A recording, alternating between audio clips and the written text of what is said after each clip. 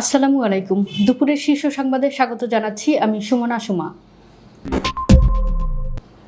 দেশের সকল পেট্রোল পাম্পে ট্যাগ অফিসার নিয়োগের সিদ্ধান্ত। ত্রয়োদশ জাতীয় সংসদ কমিটির প্রথম বৈঠক। জ্বালানি তেলের ১৯ ডিপোতে বিজিবি মোতায়েন। প্রায় ৪০ দিনের ছুটি শেষে শিক্ষা প্রতিষ্ঠান খুলছে রোববার। নকল নিয়ে শিক্ষকদের হুঁশিয়ারি দিলেন শিক্ষামন্ত্রী। ঈদের ছুটিতে কক্সবাজারে পর্যটকের ঢল, ৬০০ কোটি টাকার ব্যবসা। ১৯ জেলায় ঝোড়ো হাওয়াসহ বৃষ্টির আভাস, সতর্ক সংকেত। ১ এপ্রিল থেকে পেট্রোল রপ্তানি বন্ধ করছে রাশিয়া। সৌদি আরবে বিমান ঘাঁটিতে ইরানি হামলায় ১২ মার্কিন সেনা আহত। আরব আমিরাতে ভয়াবহ ক্ষেপণাস্ত্র হামলা ইরানের, শিল্পাঞ্চলে আগুন। নেপালের সাবেক স্বরাষ্ট্রমন্ত্রী রমেশ লেখক গ্রেপ্তার। ট্রাম্পের বিরুদ্ধে যুক্তরাষ্ট্রের ইতিহাসে সর্ববৃহৎ আন্দোলনের ডাক। শুনছিলেন শিরোনাম, এবার বিস্তারিত। চলমান বৈশ্বিক প্রেক্ষাপটে বাংলাদেশের জ্বালানি ব্যবস্থাপনা কার্যক্রম তদারকি ও সমন্বয়ের লক্ষ্যে শুক্রবার জ্বালানি ও খনিজ সম্পদ বিভাগের সচিব মোহাম্মদ সাইফুল ইসলামের সভাপতিত্বে অনুষ্ঠিত অনলাইন সভায় এই সিদ্ধান্ত গৃহীত হয়। সভার সিদ্ধান্তে বলা হয়, দেশের সকল পেট্রোল পাম্পের জন্য একজন ট্যাগ অফিসার নিয়োগ করতে হবে। ঢাকা ও চট্টগ্রাম মেট্রোপলিটন এলাকায় বিপিসি ট্যাগ অফিসার নিয়োগ করবে।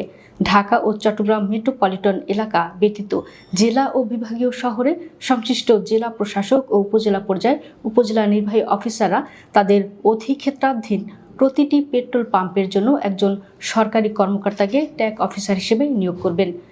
ট্যাগ অফিসাররা জ্বালানি ও খনিজ সম্পদ বিভাগ বিপিসি নির্ধারিত পদ্ধতিতে কাজ করবেন ও দৈনিক প্রতিবেদন দেবেন। এই সিদ্ধান্ত অনুযায়ী প্রতিটি পেট্রোল পাম্পের জন্য একজন সরকারি কর্মকর্তাকে ট্যাগ অফিসার হিসেবে নিয়োগপূর্বক জ্বালানি ও খনিজ সম্পদ বিভাগের তথ্য পাঠানোর জন্য সংশ্লিষ্ট সকল দপ্তর সংস্থাকে অনুরোধ করা হয়েছে। ত্রয়োদশ জাতীয় সংসদের কার্যক্রমকে গতিশীল করতে জাতীয় সংসদ কমিটির প্রথম বৈঠক শুরু হয়েছে। শনিবার বেলা ১১টায় জাতীয় সংসদ সচিবালয়ের ক্যাবিনেট কক্ষে এ বৈঠক শুরু হয়। এতে সভাপতিত্ব করছেন চিফ হুইপ নুরুল ইসলাম মনি। উপস্থিত আছেন বিরোধী দলীয় উপনেতা ডাক্তার আবদুল্লাহ তারেক সহ কমিটির ১১ সদস্য। মূলত সংসদ সদস্যদের আবাসন সমস্যা সহ গুরুত্বপূর্ণ বিষয়ে সমাধানের করণীয় ঠিক করতে এই বৈঠক অনুষ্ঠিত হচ্ছে বলে জানান সংশ্লিষ্টরা। এদিকে বিকেল ৪টায় জাতীয় সংসদের সরকারি দলের সংসদীয় সভাও অনুষ্ঠিত হবে। সংসদ ভবনের সরকার দলীয় সভাকক্ষে ওই বৈঠক হবে। বিএনপি সংসদীয় দলের সভায় অন্তর্বর্তী সরকারের সময়ে জারি করা ১৩৩টি অধ্যাদেশের বিষয়ে আলোচনা হতে পারে।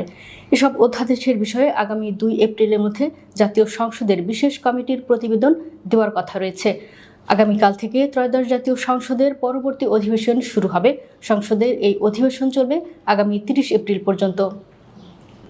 জ্বালানি তেল মজুদ প্রতিরোধ, বিপণনে শৃঙ্খলা রক্ষা এবং নিরবিচ্ছিন্ন সরবরাহ নিশ্চিতে দেশের বিভিন্ন ডিপোতে বিজিবি মোতায়েন করা হয়েছে।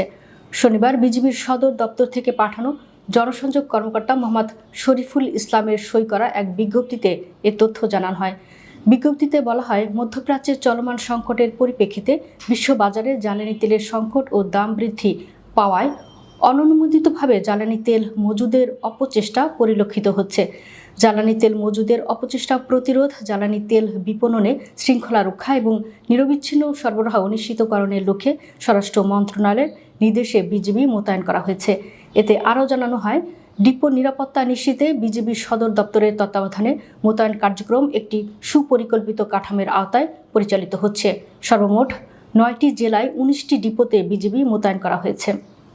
রমজান মাস ও ঈদ উল ফিতরের উপলক্ষে টানা ১ মাসেরও বেশি সময় বন্ধ থাকার পর আগামী রোববার ২৯ মার্চ থেকে খুলছে সব শিক্ষা প্রতিষ্ঠান।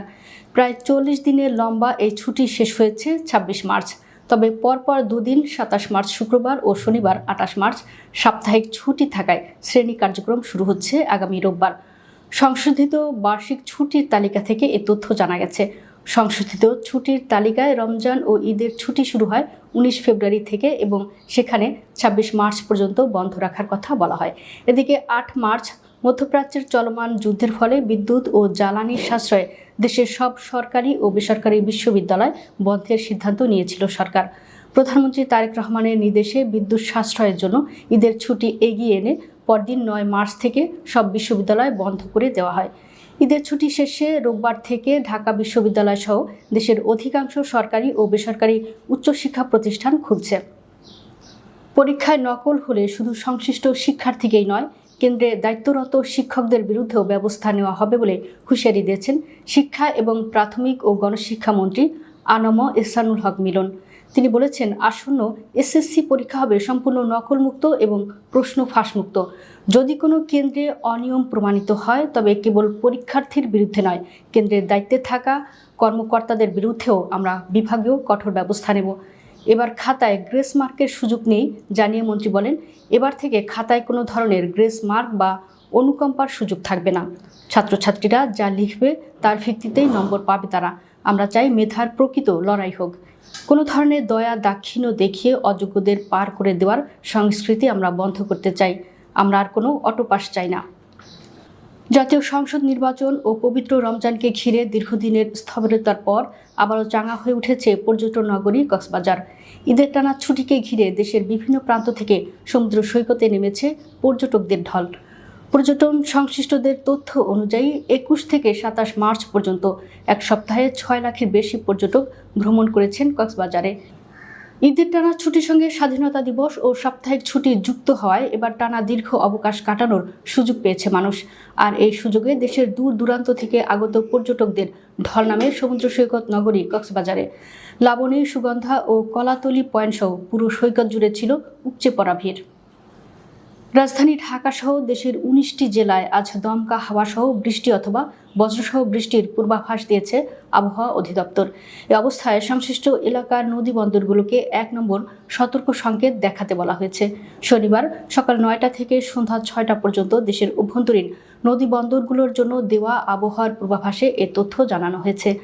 আবহাওয়াবিদ AKM নাজমুল হক স্বাক্ষরিত পূর্বাভাসে বলা হয়েছে, রংপুর, দিনাজপুর, রাজশাহী, পাবনা, বগুড়া, টাঙ্গাইল, ঢাকা, ময়মনসিংহ, যশোর, কুষ্টিয়া, ফরিদপুর, মাদারীপুর, খুলনা, বরিশাল, পটুয়াখালী, নোয়াখালী, কুমিল্লা, চট্টগ্রাম ও সিলেট অঞ্চলের উপর দিয়ে পশ্চিম বা উত্তর পশ্চিম দিক থেকে ঘন্টায় 45 থেকে 60 কিলোমিটার বেগে বৃষ্টি অথবা বজ্রসহ বৃষ্টিসহ অস্থায়ীভাবে দমকা কিংবা ঝোড়ো হাওয়া বয়ে যেতে পারে।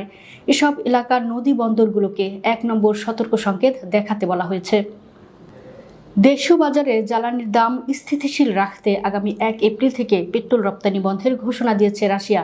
দেশটির উপপ্রধানমন্ত্রী আলেকজান্ডার নোভাক শুক্রবার এক সরকারি বিবৃতিতে এ তথ্য জানিয়েছেন।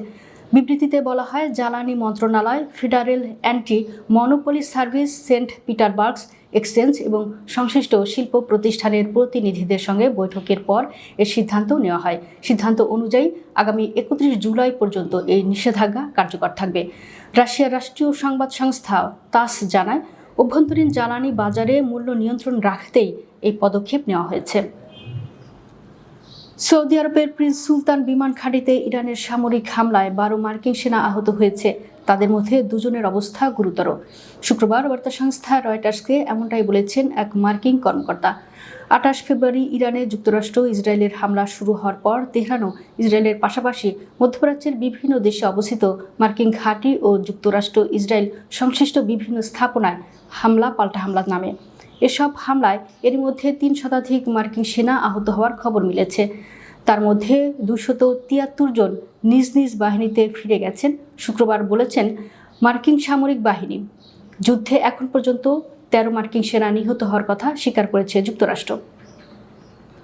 সংযুক্ত আরব আমিরাতে ইরানের ভয়াবহ ক্ষেপণাস্ত্র ও ড্রোন হামলার পর একটি শিল্পাঞ্চলে আগুন লাগার খবর পাওয়া গেছে। শনিবার ভোরে এই অগ্নিকাণ্ড ঘটে। এতে হতাহতের কোনো খবর পাওয়া যায়নি বলে কর্তৃপক্ষ জানিয়েছে। আমিরাতের প্রতিরক্ষা মন্ত্রণালয় জানায়, ইরান থেকে ছোড়া ক্রুজ ক্ষেপণাস্ত্র ও ড্রোন প্রতিহত করতে দেশটির আকাশ প্রতিরক্ষা ব্যবস্থা সক্রিয় ছিল। আঞ্চলিক যুদ্ধ শুরুর 1 মাস পর উপসাগরীয় অঞ্চলে তেহরান হামলা জোরদার করছে। আবুধাবি সরকারের গণমাধ্যম দপ্তর থেকে এক বিবৃতিতে জানানো হয়, খলিফা ইকোনমিক জোনস এলাকায় 2টি অগ্নিকাণ্ড নিয়ন্ত্রণে কাজ করছে কর্তৃপক্ষ। নেপালের সাবেক প্রধানমন্ত্রী KP শর্মা ওলি গ্রেপ্তারের পর এবার সাবেক স্বরাষ্ট্রমন্ত্রী রমেশ লেখককে গ্রেপ্তার করেছে দেশটির পুলিশ।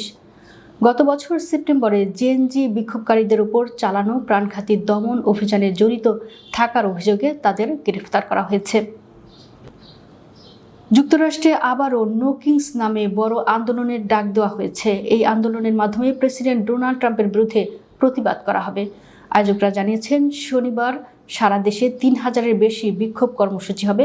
এটি যুক্তরাষ্ট্রের ইতিহাসে সবচেয়ে বড় বিক্ষোভের দিনগুলোর একটি হতে পারে। এর আগে ২০২৫ সালে জুন ও অক্টোবর মাসেও এই আন্দোলন হয়, তখন লাখ লাখ মানুষ রাস্তায় নেমেছিল। আয়োজকদের দাবি, জুনে প্রায় ৫০ লাখ মানুষ এবং অক্টোবরে প্রায় ৭০ লাখ মানুষ অংশ নেয়।